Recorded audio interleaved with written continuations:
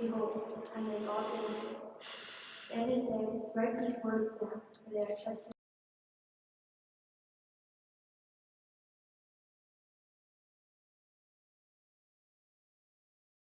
To the thirsty I will give a gift from the spring of life-giving.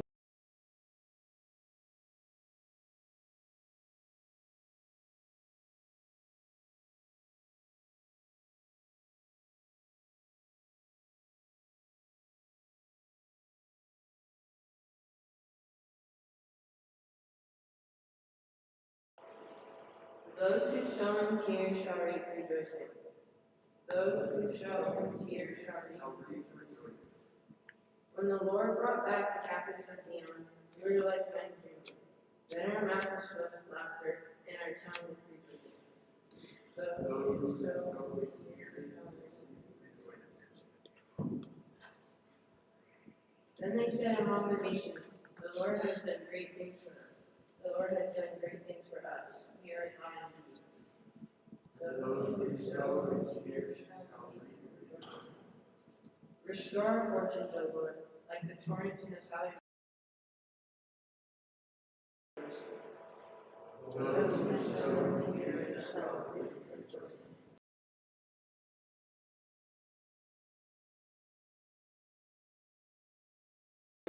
Carrying their seed. Those who sow in tears shall reap rejoicing. Read the comments, people.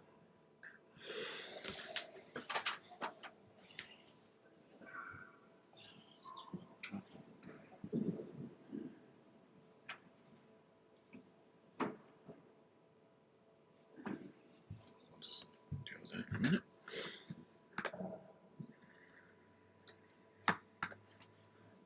Alleluia, alleluia. Hallelujah. You are exalted for the name of Christ. Blessed are you, for the Spirit of God rests upon you. Alleluia, alleluia. The Lord be with you. And with your spirit. A reading from the Holy Gospel according to Luke. Glory to you, O Lord. Jesus said to all, if anyone wishes to come after me, he must deny himself and take up his cross daily and follow me. For whoever wishes to save his life will lose it, but whoever loses his life for my sake will save it. What profit is there for one to gain the whole world, yet lose or forfeit himself? Whoever is ashamed of me and of my words, the Son of Man will be ashamed of when he comes in his glory, and to the glory of the Father and of the holy angels. The Gospel of the Lord. Praise to you, Lord Jesus Christ.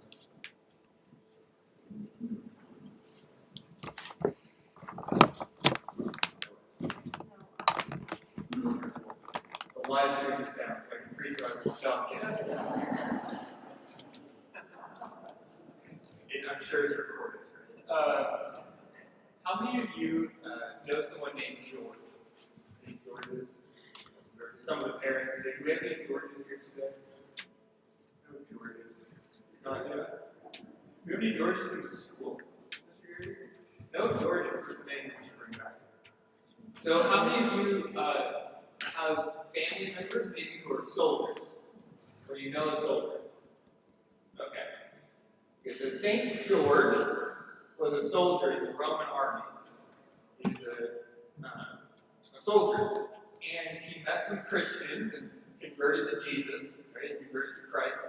But at that time in the army, if you were in the army, you had to worship someone other than Jesus. Right? And we don't worship anyone other than Jesus, right? Nobody other than Jesus. So St. George had this really hard task in front of him. He had to say, well, either I worship this other person, i.e. these other gods, or I might be martyred. Martyrdom, we read a lot about it, but anyone who ever pricks their finger knows that it's not the most enjoyable experience in the world, right? And the Romans were kind of mean, right? They did things like crucify people. For the adults in the room, this is still going on in the Middle East in some areas. Horrible, horrible tortures. Read anything from communist Russia around the church in Russia. And so he said, no, it's more important for me to follow Jesus. And so he ended up giving everything up, and he ended up going to his death, he was a martyr. Now, one of the cool things, parents and adults, is that oftentimes we hear a lot of the saints being bishop and martyr, or priest and martyr, religious and martyr. St. George was none of those. He was a layperson, so he was you. He wasn't a priest, he wasn't a bishop. A couple of days ago, we celebrated St. Thomas Becket, in December. St. Thomas Becket was a bishop. He told the King of England, hey, no, you can't do that. The King of England had been assassinated. So the martyrs, political powers telling the church they can't do things, tends to bring martyrs. But the blood of the martyrs is always received in the church, as Ignatius said, that blood is actually what waters the church to continue to grow. So, St. George became a really famous who gave his life for Jesus. And so in past centuries, there's always been a lot of devotion to St. George because he really helped people understand in any state of life, even if you're a soldier, you can still follow Jesus. In the Middle East, in Israel in particular, Jerusalem area, they have these little images of St. George, and he's fighting a dragon. How many of you have fought dragons before? We've all fought dragons, right? Now, they might not be real dragons. We might not see them with our eyes and say, oh, that's a dragon. But anyone who's lived beyond high school, or really through high school, knows that there are dragons in the world. And so if you're looking for a fun image today, for your parents, maybe you can look it up. The live stream starts working, pictures of St. George. So a lot of times you see him on a horse, he's fighting a dragon, just like St. Michael is fighting a dragon too. Because we recognize that there are things out there that aren't always good. But St. George gives us an example to say, no, I want to keep following Christ. I want to keep doing this.